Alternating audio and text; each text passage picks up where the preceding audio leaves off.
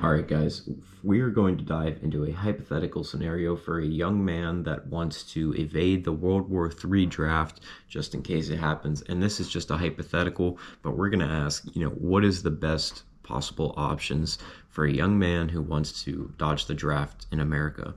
All right, let's get into it, okay? All right, so number one is initial escape, Canada, Vancouver. Why? It's close. History of sheltering Vietnam-era Dodgers, 50,000 plus in 1960s. They're English speaking and it's relatively affordable. It's $1,200 a month for rent. How? You would cross via Point Roberts, Washington on foot, a 2-mile trail, low border security. Cost would be $200 for activist guides. Risks: Canada-U.S. extradition treaty, tightened asylum rules by December 2025 due to U.S. pressure. I would get there immediately because I would assume that trail would be, covered like that. Details: blend into co-op houses with expats, Ukrainians, Israelis, work cash jobs, bar backing, like you make $800 a month. So for long-term havens, we would have Ecuador. No treaty, it's cheap, asylum is possible. You could fly from Vancouver, think passport via dark web. You would have to pay a smuggling fee. Join expat artist scene. Risks: cartel violence and language barrier. You could go to Vietnam, no extradition, $200 tourist visas, bus to Asia via Vancouver airport. Risks: U.S. tourist tracking, language issues, and then you could go to Morocco or Russia. But I would assume if you went to somewhere like Russia, I think they would want to do something with you. Who could help you? Close allies. I mean, your friends. I mean, obviously you have your friends. Maybe if you're wanting to go, maybe some of your friends would be wanting to go. Maybe you know somebody overseas. Maybe you know some family in the country that wants to help you out. That would definitely be a good option. The U.S. authorities. So who would be looking for you? FBI Draft Enforcement Task Force 2025 unit tracks via Social Security network or number, phone records, Venmo. They would definitely be tracking your payments through Venmo. You need cash and you just need to get rid of all your stuff. AI surveillance, facial recognition at borders, airports, social media scans. You need to stay away from all cameras. If you ask me, the best thing that you could do is you could stay on American soil, and you could find a spot in the woods somewhere in maybe the Midwest and find a spot to stay there. I mean, if you're there with other young men, you're going to be able to, cultivate something, create something. Family social circle. Your parents may report you, your family might report you, they might give information. So I mean, if you have any doubts about people trying to give away any information on you, then you just need to cut ties with them completely, which would suck. But yeah. And honestly, if you're looking for help from professionals to try and scrub your presence, to try and hide you, to try and traffic you across borders, I mean, that's going to cost a lot of free cash. You're going to need a lot of free cash to bribe people, pay people, and get things to do certain things. So let's look at the outcomes and odds. Short term, 1 to 3 months, 60% chance of staying hidden in Canada if low profile, cash jobs, no social media. 20% risk of detection via family leaks or digital errors. Long-term, 6+ months. Ecuador offers 50% chance of stable life, asylum, expat gives. Overall, 20% successfully evade long-term, 20% jailed, 60% get deferments. Lifestyle, freelance coding, $800, whatever, that's junk. That's trying to say, what are you going to do to make money? And I don't know how long it would take before you'd be able to come back to America. I mean, unless there was some sort of revolution in America, unless things changed, I don't know. I think you'd have to come back with a different name, to be honest. I don't know. I'm curious what happened to the Vietnam defectors. Let's actually ask that. Let's ask what happened to the Vietnam defectors / Dodgers IRL. Let's see. Okay, during the Vietnam War, approximately 500,000 U.S. men invaded the military draft or deserted from service, driven by opposition to the war, moral objections, or fear of combat.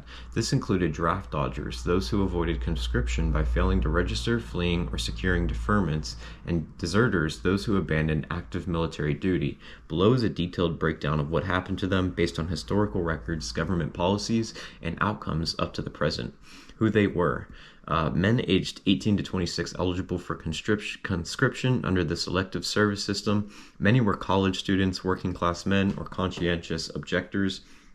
About 100,000 fled the U.S., with 50 to 90,000 going to Canada and 5 to 10,000 to Sweden or other countries. Deserters, active duty soldiers who left posts without permission.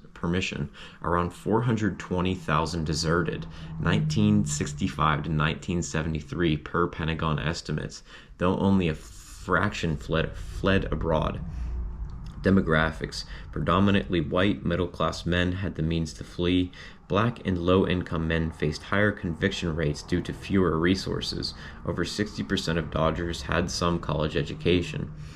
Where they went, Canada was the primary destination. 50 to 90,000 draft dodgers and deserters settled mostly in Toronto, Vancouver, and Montreal.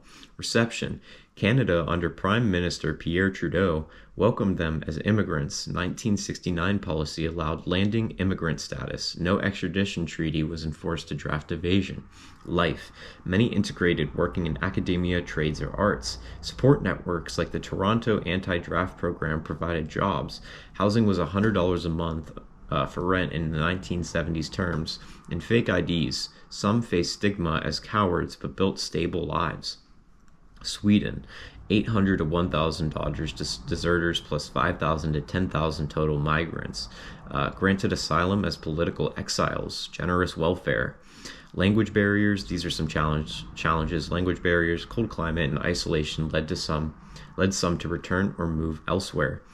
Other destinations were Mexico, and then in the U.S., some stayed underground. Many hid domestically using fake IDs, rural communes, or family support. Estimated 200,000 to 300,000 evaded without leaving. The FBI tried to find them, the military, police, and local law enforcement. Okay, now let's get into convictions here. Of 209,517 accused Dodgers, 8,750 were convicted, 4%. 3,250 served prison time, average 18 months. Deserters faced harsher penalties, 5 to 7 years if caught. Yeah, so if you're in active service and you flee, it's much worse than just evading the draft. Honestly, 18 months doesn't sound too bad for just avoiding the draft.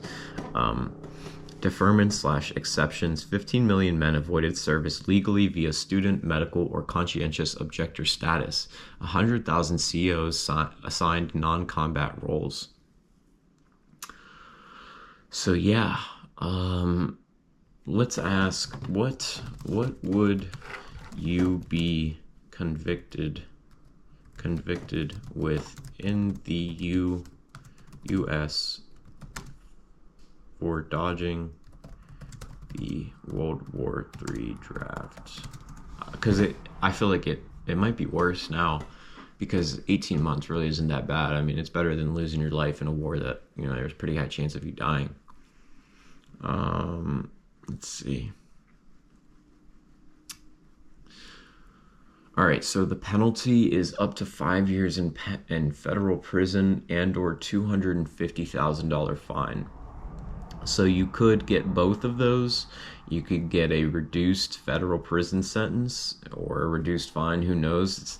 I'm sure they use some people to set them as an example. Like the first people caught. I'm sure they'll use those people as an example. But if a bunch of guys flee, I doubt. They're not even gonna have enough prison space for that. I bet you they just give them fines and that's it. And maybe some prison time. Maybe a couple months or whatever. So yeah.